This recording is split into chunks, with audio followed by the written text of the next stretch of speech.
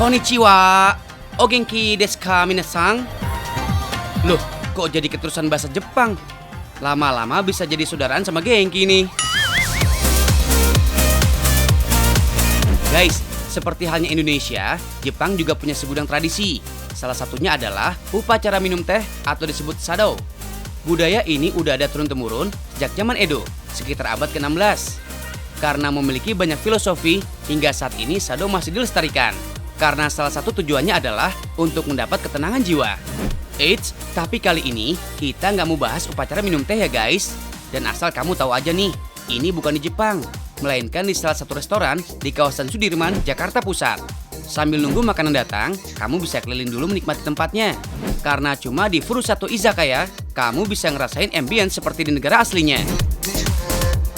Interior dengan material full dari kayu jati dan ulin memang nuansa Jepang banget. Udah pasti instagramable lah ya. Apalagi kalau sekalian pakai kimono atau yukata. Hehehe. Nah, sekarang lanjut ke makanan. Udah tempatnya khas Jepang, menunya juga otentik Jepang. Sushi, sashimi, takoyaki, itu mah udah biasa. Cobain dong olahan yang lain. Ada chicken nangbang dan saikoro steak sebagai andalannya. Intip dulu dapurnya ya guys. Ada tangan-tangan profesional yang mengolah semua makanannya. Bahannya nggak ribet. Utamanya ada short ribs dan daun rosemary. Kalau di bahasa Indonesia sih bisa disebut iga pendek bertulang. Nah, yang perlu kamu tahu nih, iga terbagi menjadi dua bagian. Ada bagian atas dan juga bagian bawah. Nama kerennya adalah short ribs dan back ribs. Iga bagian atas memiliki tulang yang berukuran besar dengan sedikit daging. Makanya yang lebih populer adalah yang bagian bawah. Karena tulangnya lebih tipis dan dagingnya lebih tebal. Cocok banget diolah jadi barbecue. Tapi pastikan milih dagingnya yang masih segar ya guys. Agak tricky, tapi nggak susah kok. Kalau baunya masih layak, tandanya masih segar. Perhatikan juga teksturnya, harus yang masih kenyal. Cus deh dimasak. Caranya ditumis bakar. Gimana maksudnya ya? Gini guys, ditumis dulu di atas pan, terus di-torch. Jadi bagian dalam dagingnya bisa matang dengan cara ditumis. Sedangkan bagian luarnya matang terbakar. Tambah bumbu andalan, terus dioseng-oseng sampai rata. Beres deh guys. Jangan lupa daun rosemary-nya. Dalam dunia masak, daun yang berasal dari Asia dan Mediterania ini sering digunakan sebagai penambah aroma dan rasa. Memiliki rasa campuran mint sedikit pahit, rosemary juga bisa dijadikan aromaterapi. Oh iya, saikoro dalam bahasa Jepang adalah dadu, karena daging dipotong kotak seperti dadu. Next, nggak cuma saikoro steak yang harus dicoba. Ada chicken nangbang nih. Salah satu makanan yang terkenal banget di Jepang sana. Diolah dari bahan ayam, tepung, dan saus tartar. Sajian ini banyak ditemui di prefektur Miyazaki di sebelah selatan Pulau Kyushu.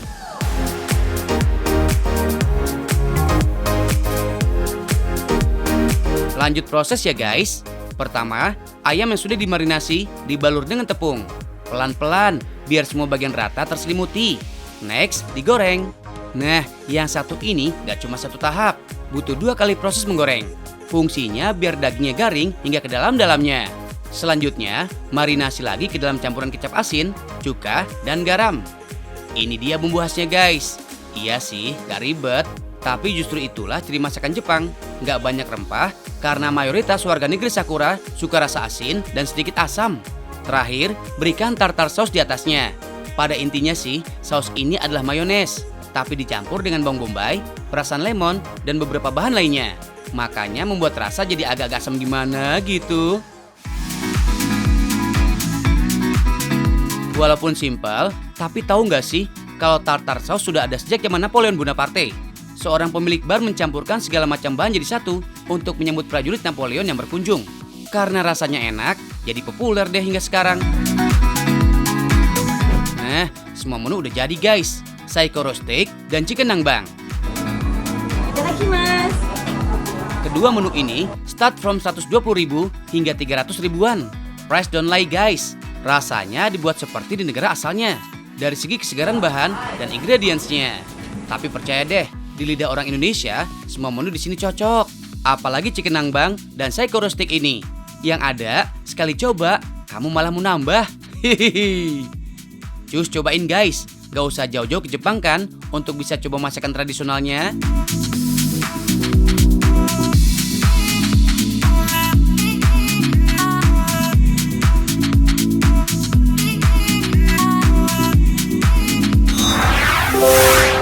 guys, masih ditahu nggak sih? Makin tahu, makin banyak ilmu. Elah dalah, itu hostnya kena pose lagi. Hai guys, aku lagi sedih banget karena selama di Indonesia aku jomblo.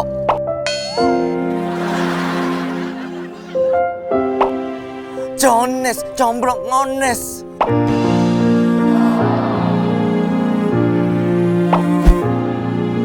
Oh my god, kirain kenapa?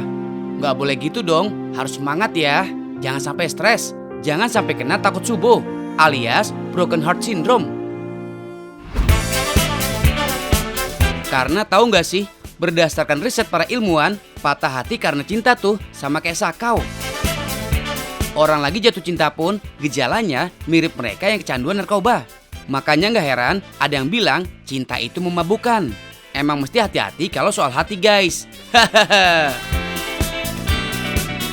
Tapi guys, aku baru menemukan cewek di sosial media.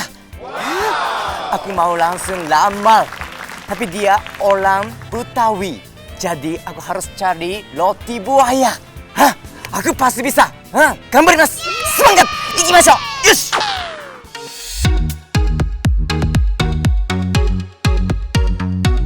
Keren nih Gengki, baru aja curhat jadi jomblo abadi. Sekarang udah move on. Goilah bantuin Gengki cari belahan hatinya. Shh, kabarnya sih si Juleha dari kampung sebelah guys. Permisi. Hai. Hai. Ada roti buaya kagak, Po? Ada roti buaya emang di sini tempatnya. Mau. Buat apa? Buat lamalan cewek. Hai. Iya. What? Ngelamar cewek? Boleh, silakan. Banyak. Kasih, Po. Yuk sini, tempatnya di sini. Yuk.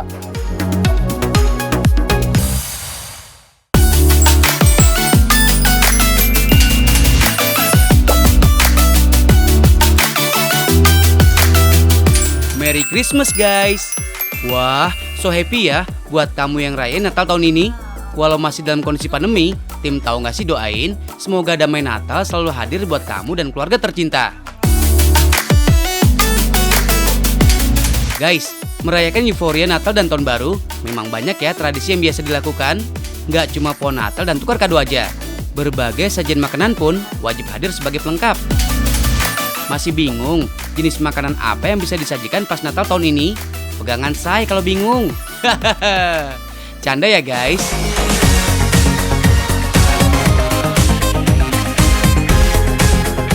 Buat yang masih stuck nih guys, kira-kira makanan apa yang bisa dijadiin teman Natal tahun ini? Sok atuh kepoin salah satu usaha kue milik Kak Yohana dan Kak Marcella ini. Merry Christmas! Hai, aku Yuliana, aku Sela. Kami dari Joya Bake. Hari ini aku mau kasih tips dan trik untuk kalian. Gimana sih cara bikin letter cake bertemakan Christmas tree? Nah, di sini kita udah punya bahan-bahannya nih. Yuk, langsung aja kita buat. Sudah ada sejak 1 tahun lalu, berbagai jenis cake hadir di sini. Untuk jenis cake yang dibuat salah satunya yaitu letter cake. Nggak seperti letter cake mainstream lainnya, say. Kalau sampai didatengin tim tahu nggak sih mah, harusnya ada something spesialnya. Iya nggak? Dalam menyambut Natal tahun 2020 ini, ada olahan cake yang cute abis. Konsumen bisa memilih tema secara personal. Mumpung akhir tahun nih, kita pilih yang temanya Natal.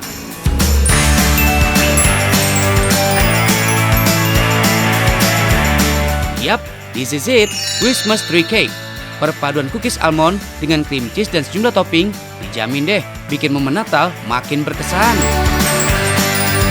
Bahan kuenya ada tepung, gula halus, almond powder, margarin, dan telur. Sementara untuk bagian topping, siapkan potongan buah-buahan, meringue, makaron, cream cheese, dan pelengkap lainnya. Sebelum masuk ke proses pembuatan adonan cookies, siapkan juga pola Christmas tree yang terbuat dari paper cake kayak gini.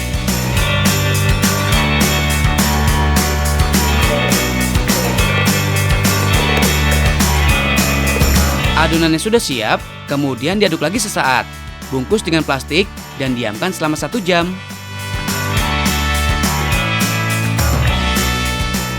Tahu nggak sih guys, hampir dalam tiap pembuatan adonan baik cake, roti ataupun jenis kue lainnya, proses mendiamkan adonan sebelum lanjut dengan pengolahan lainnya sering dilakukan. Kenapa? Karena pada saat adonan didiamkan, molekul pati di dalam tepung akan menyerap cairan dalam adonan. Hal ini menyebabkan adonan mengembang dan memberikan konsistensi yang lebih tebal dan kental. Selain itu, tahu nggak sih guys, gluten yang terbentuk selama pencampuran adonan memiliki waktu untuk rileks, di mana gelembung udara akan keluar. So, hasil kue pun jadi maksimal. Next, adonan yang sudah didiamkan, kemudian dibentuk pipih menggunakan rolling pin. Siapkan pola kue, aplikasikan adonan dan bentuk sesuai dengan bentuk pola.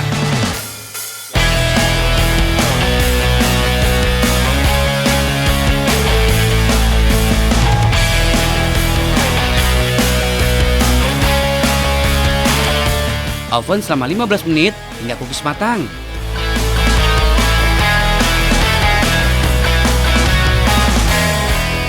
Kalau sudah, lapisi cookies dengan krim hingga rata ya guys.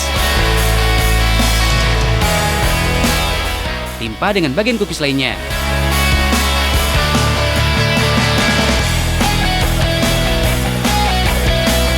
Tambah lagi dengan krim, beri sejumlah topping dan hias.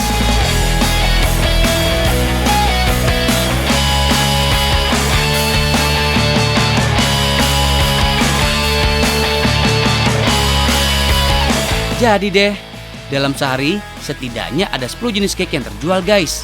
Untuk harganya mulai dari Rp270.000 sampai dengan Rp650.000. Oh iya, konsepnya custom ya guys, sesuai dengan selera kamu ya.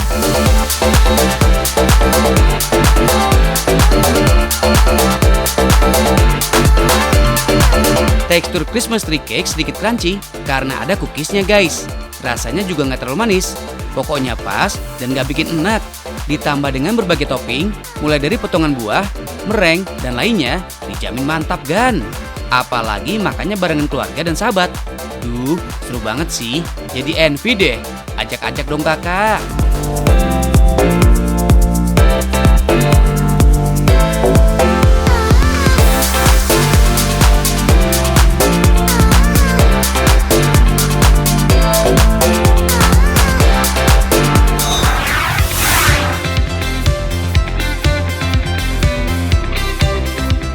Guys, orang Indonesia pasti udah familiar banget sama yang namanya roti buaya kan?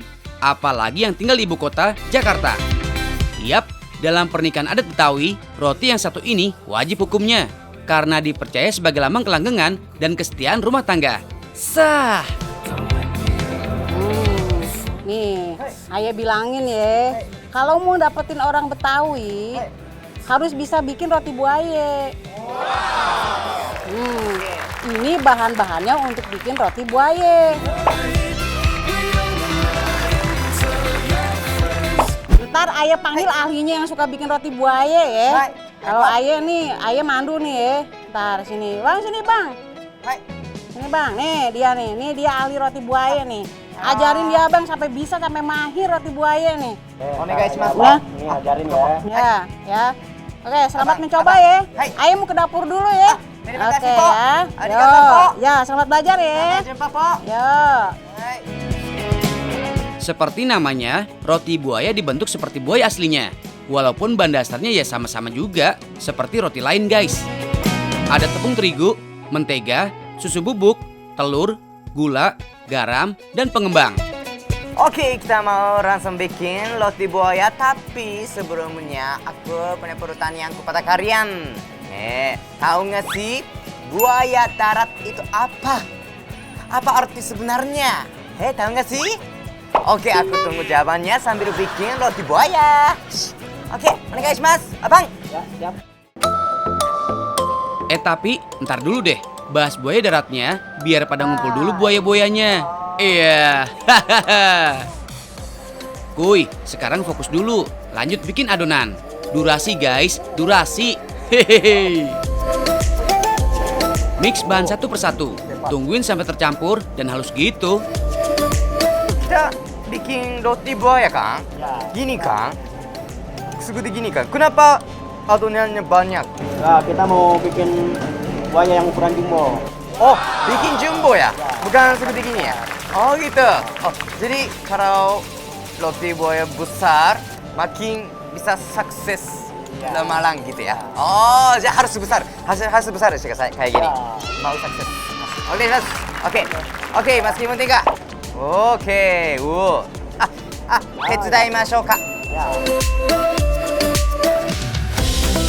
Nah, tahu nggak sih guys, kalau ukuran roti buaya juga dipercaya sebagai refleksi kelanggengan hubungan pasangan.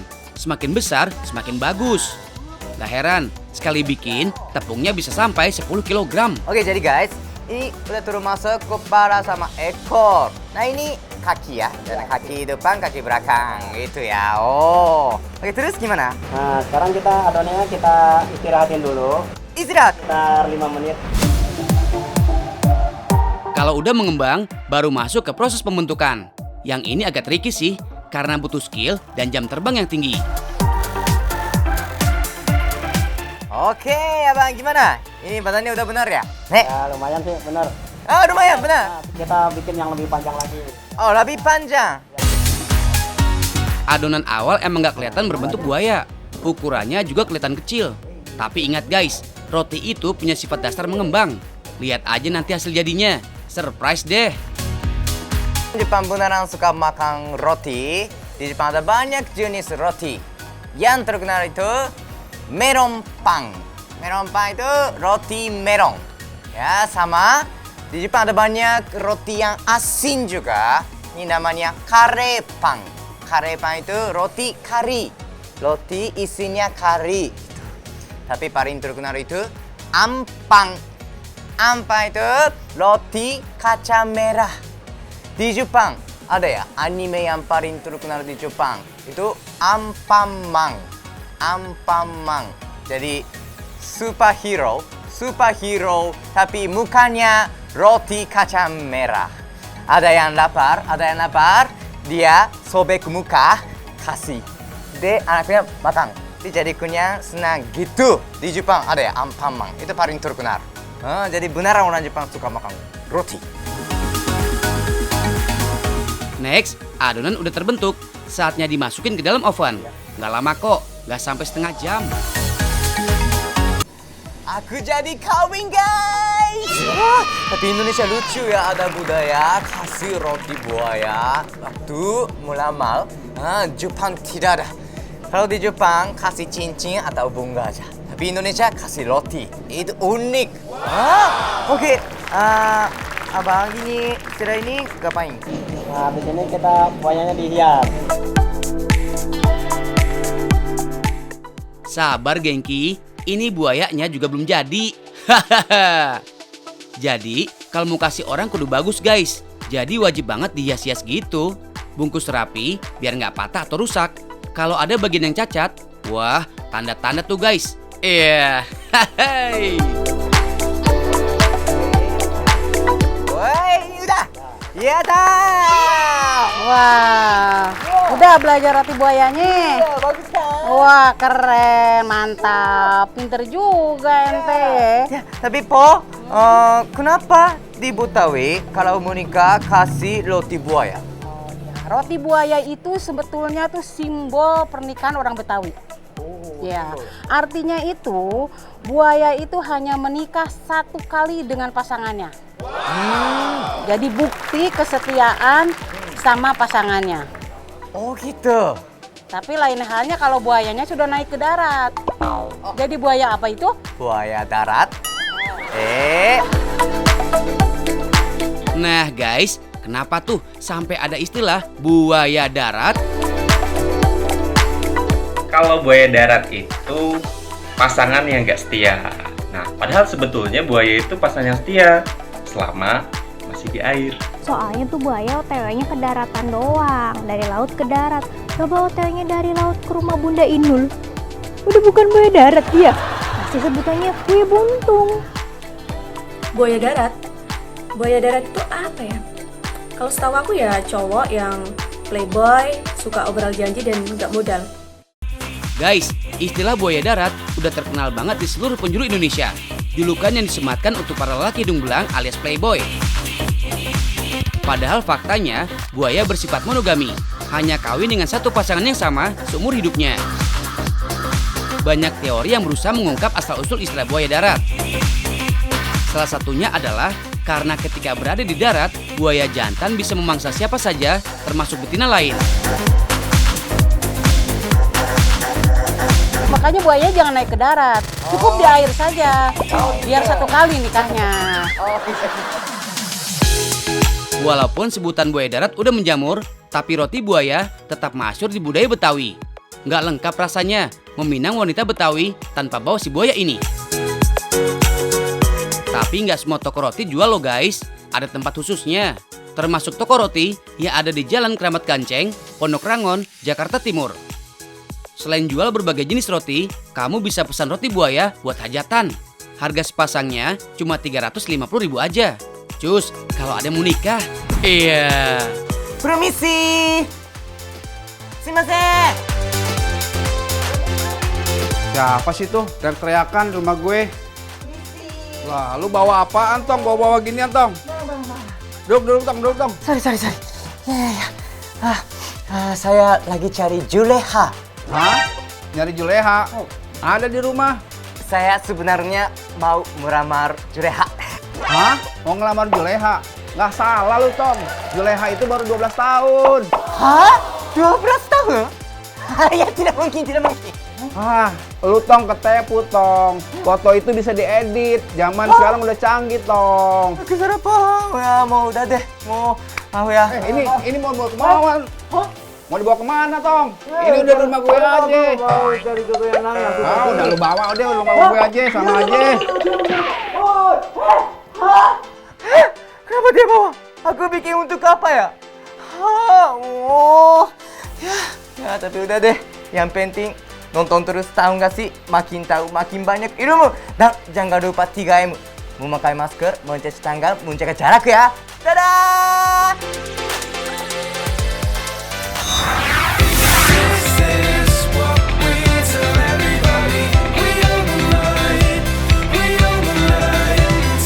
Guys, time for staycation. Yeeha, jogetin dulu bang.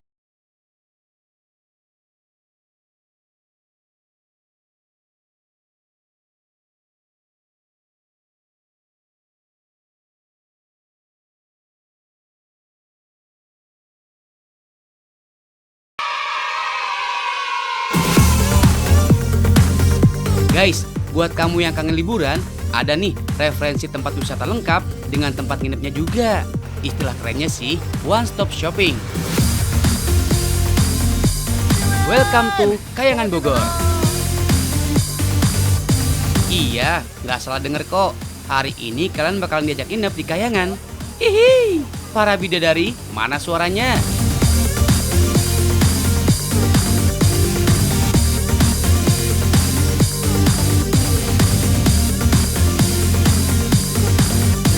Dengan luas sekitar 2 hektar, banyak banget nih spot-spot menarik yang bisa dijajal.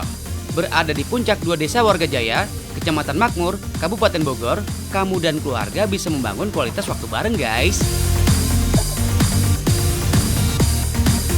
Untuk bisa mencapai lokasi, cuma butuh waktu sekitar 2 jam saja dari pusat ibu kota Jakarta. Gak pakai lama, langsung aja room tour ke vilanya.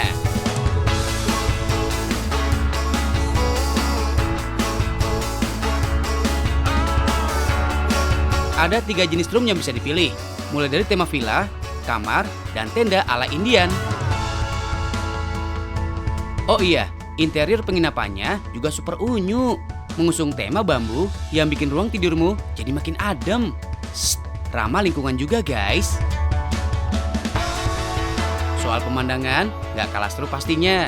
Penginapan berada persis menghadap persawahan, jauh dari keramaian. Pokoknya dijamin bikin betah deh.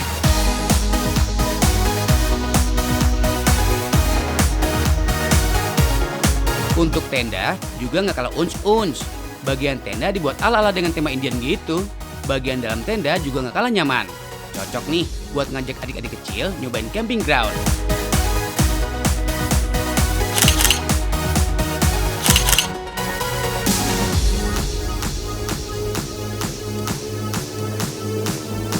Oh ya guys, buat kamu nih yang nggak sempat menginap, santuy ya. Lokasinya multifungsi kok, banyak banget pilihan. Mau sekedar foto-foto? Bisa. Atau cuma menikmati olahan kulinernya? Aman.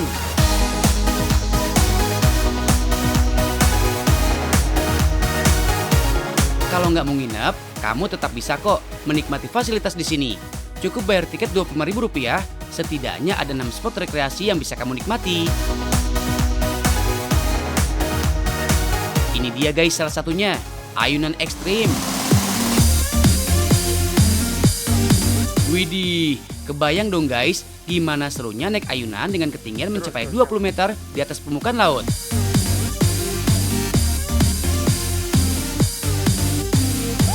Hush, ini buat yang berani aja ya.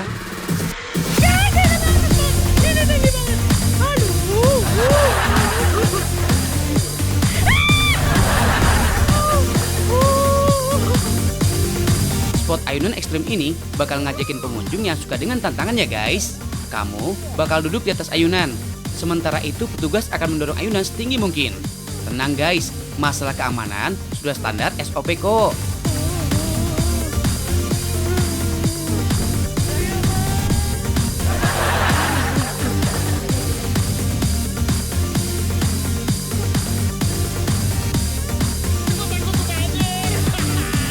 Buat nyobain ayunan ekstrim ini, pengunjung cuma dikenakan biaya tambahan Rp20.000 aja dengan 5 kali swings. Berani nggak guys? Hehehe. Aku berani kan? Lanjut bro sis. Ada juga nih sepeda gantung, warna bebek air, dan lainnya.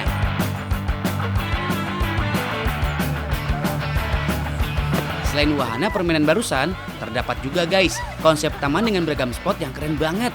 Lokasi ini memang disulap semenarik mungkin. Selain menawarkan udara khas pegunungan yang sejuk dengan pemandangan yang indah, buat kamu yang butuh tempat untuk update OOTD, banyak spot pilihan kok.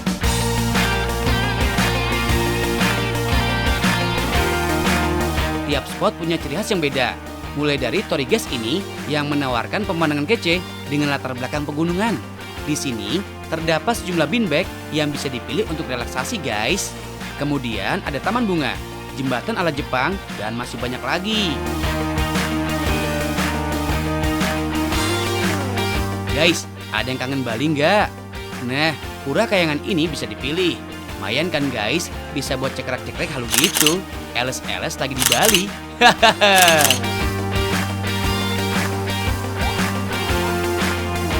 Guys, lokasi ini juga nawarin spot waterboom loh.